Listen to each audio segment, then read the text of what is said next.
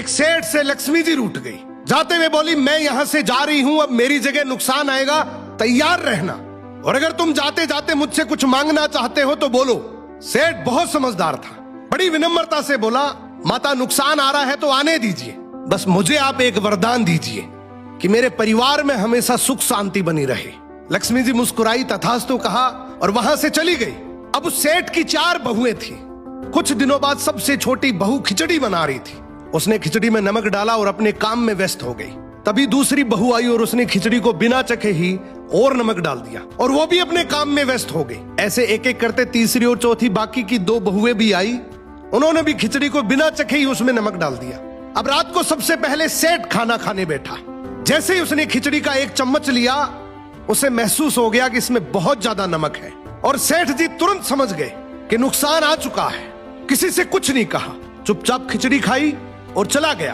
अब सेठ के बाद खाना खाने की बारी आई सबसे बड़े बेटे की। बेटे ने खिचड़ी का एक निवाला लिया। उसने परिवार वालों से पूछा, पिताजी ने खाना खा लिया? उन्होंने कुछ कहा? तो बाकी सबने जवाब दिया, हाँ पिताजी ने तो खाना खा लिया, लेकिन किसी से कुछ नहीं कहा।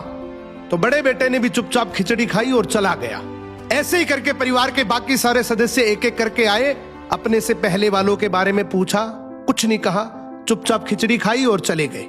अब रात को सेठ जी सो रहे थे, सपने में नुकसान आया और हाथ जोड़कर बोला, भाई मैं यहां से जा रहा हूं, मैं यहां नहीं रह सकता। तो सेठ जी ने पूछा, क्यों, क्या हो गया? नुकसान बोला, तुम सबने मिलकर 1 किलो नमक खा लिया, पर मजाल है कोई किसी पर नहीं चिल्लाया, किसी ने गुस्सा नहीं किया, सब शांत रहे। अब जिस परिवार में इतनी सुख शांति हो, आपस में इतना प्यार हो, वहां पर मैं नहीं रह सकता। निष्कर्ष कि जिंदगी है तो उतार चढ़ाव, दुख सुख, फायदा नुकसान सब चलता रहेगा, लेकिन जिस परिवार में आपस में लोगों में प्यार है, सुख शांति है, छोटे में आदर, बड़े में बड़प्पन है, उस परिवार का कोई नुकसान, कोई आपदा कुछ नहीं बिगाड़ सकती।